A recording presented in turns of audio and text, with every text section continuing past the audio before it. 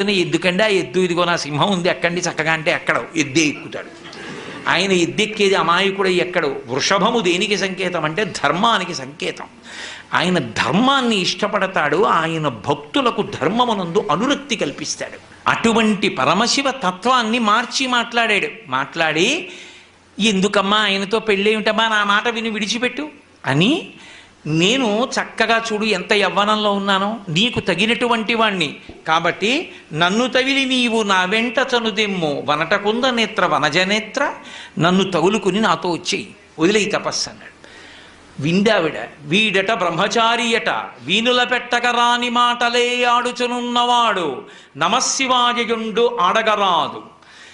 వీని కపటాత్ముని వీపున వేసి ద్రొబ్బుడని ఉగ్రత పల్కిన కాంతలందరున్.